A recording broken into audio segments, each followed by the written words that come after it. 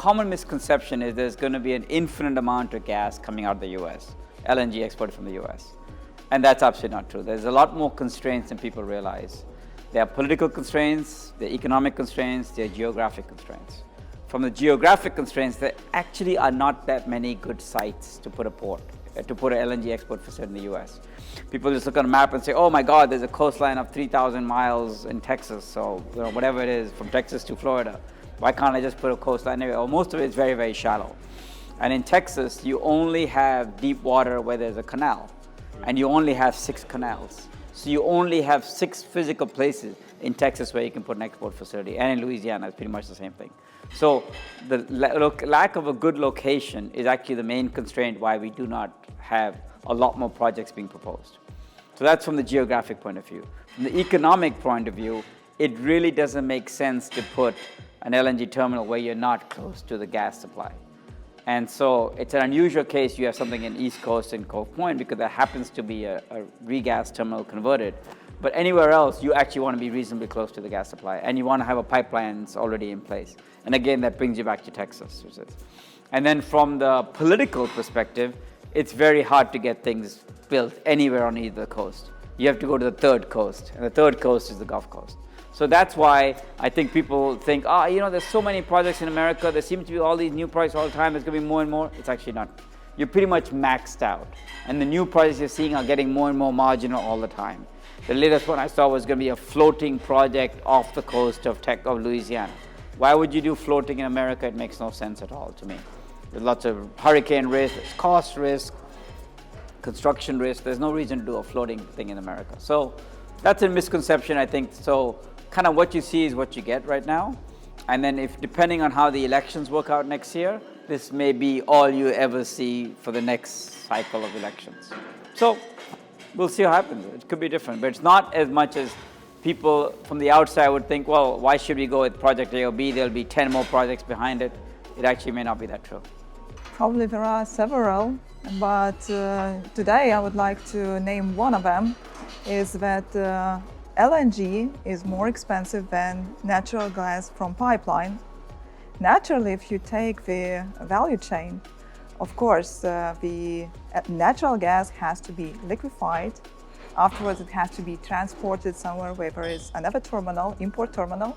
Then it has to be regasified again. And this all value chain is costly. So logically thinking, natural gas should be in the pipeline, from the pipeline directly, should be more cheap than LNG. But this is not the case. And the case is that in Europe, we see that at the moment, all the natural gas, liquefied natural gas terminals are working intensively. And we can take as, for example, Lithuanian import terminal, Independence.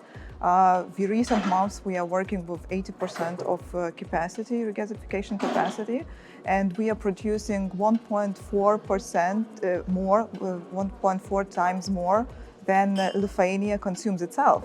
So the natural gas is flowing not only to Lithuania, but also to neighboring countries, Latvia and Estonia.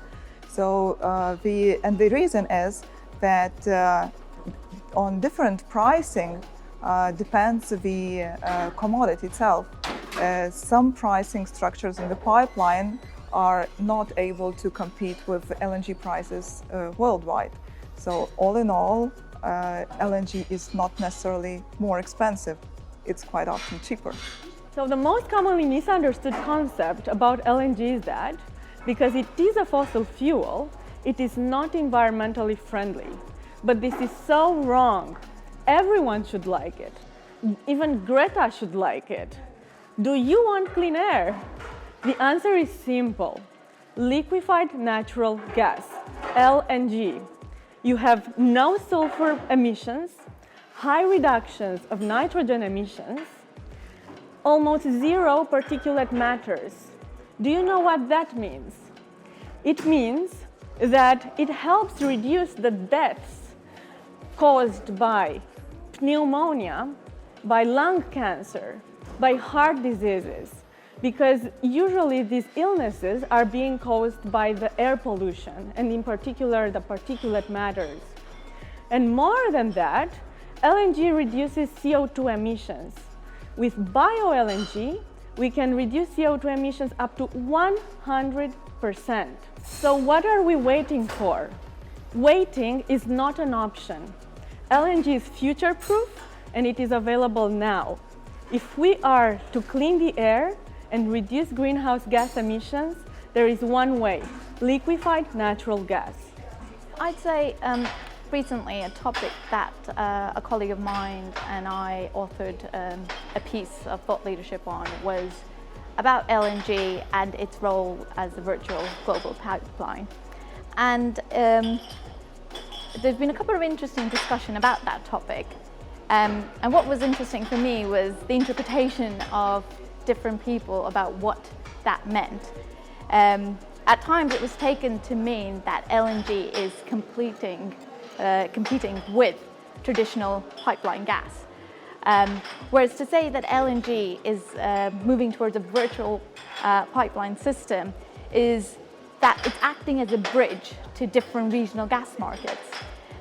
Traditionally, LNG has been almost been compared to oil, and by its emergence on the global platform of the energy global mix, it is facilitating the coming together of different regional gas markets.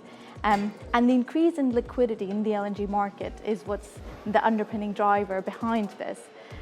So from my point of view, it was people looking at it from a different point of view and saying, is LNG competing with pipeline gas? No, not really. The economics of that are quite different than when you're talking about all the infrastructure needed to cool gas down and transport it.